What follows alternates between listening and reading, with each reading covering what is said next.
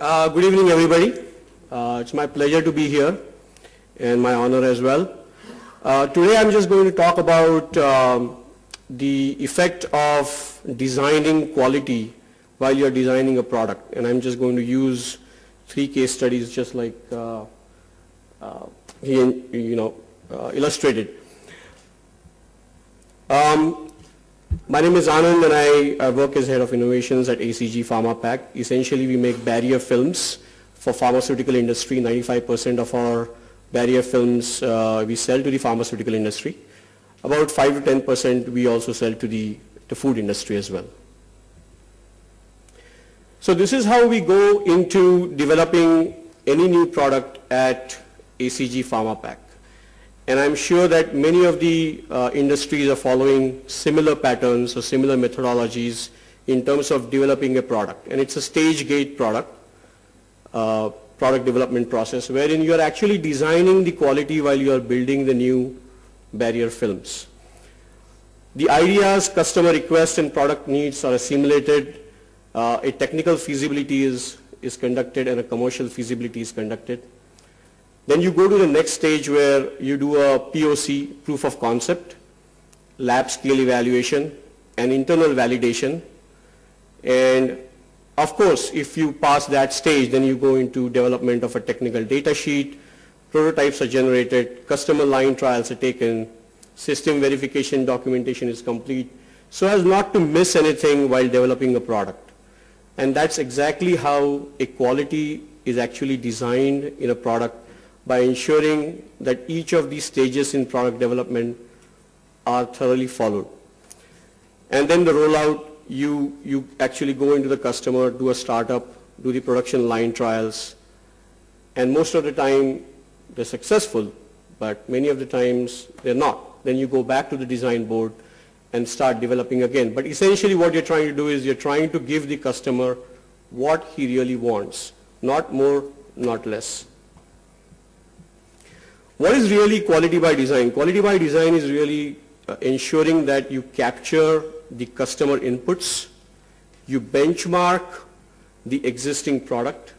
If the customer has an existing product, you're trying to benchmark it and make sure that whatever lacunas are there, you're trying to overcome the lacunas and give the customer a better product, a superior product. You develop and analyze the product to nth degree so that the failures when you're actually delivering the product to the customer are minimal. You have taken care of all the necessary pitfalls as far as possible, and then offering a packaging solution to the end customer. Well, there are certain things that we take into account while developing a packaging solution for blister packs, and that's mostly where our films are sold, in blister packs. What are the criterias? Protection, light, impact, and heat.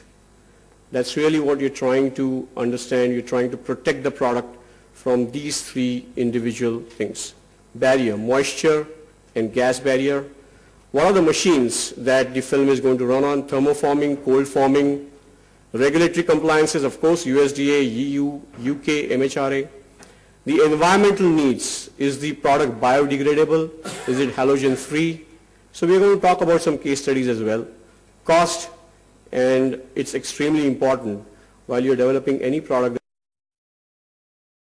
Slowly, if you try to understand how the design or quality is built into designing a product, we really need to understand what is the market looking for, what are the customers looking for. An environmentally sustainable packaging solution? Are they looking for an anti-counterfeit solution? Are they looking for a product differentiation in aesthetics and appeal?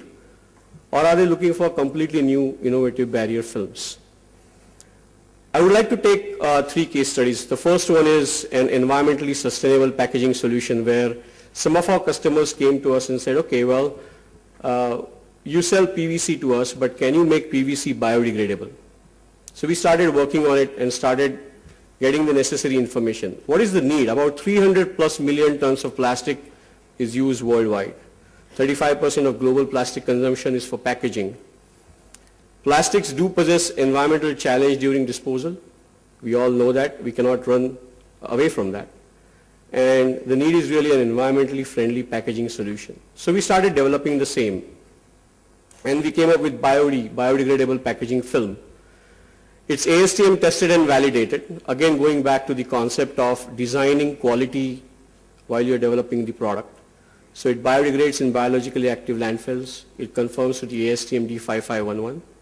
Same proven performance. You're trying to benchmark the solution in the industry. You're trying to benchmark what the current process is. So your current PVC film, whatever properties you have, we want to ensure that you get the same properties. Recyclability is unaffected. Compliance, we need to ensure that it's FDA compliant, CONIC compliant, and meets US Federal Trade Commission's green guidelines.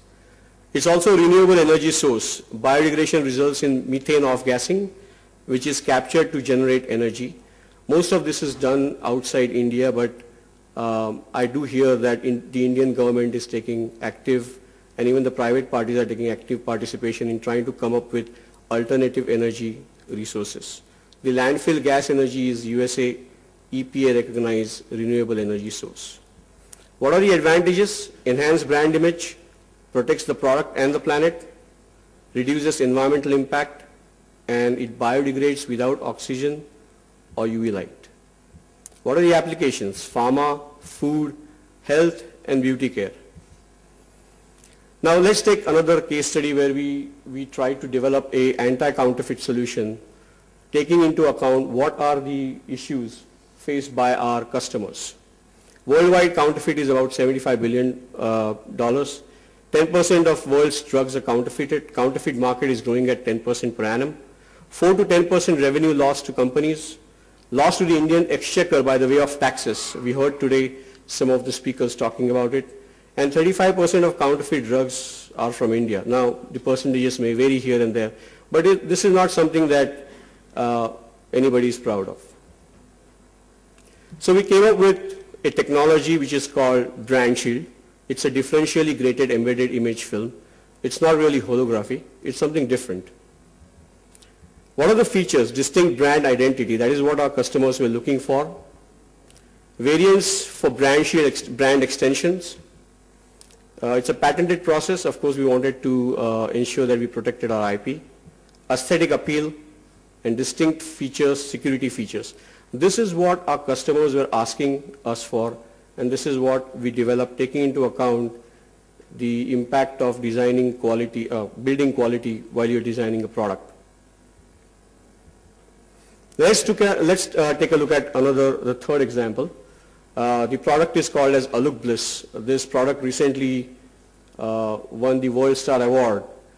And again, what we're trying to do is create differentiation through aesthetics and product appeal. Sorry.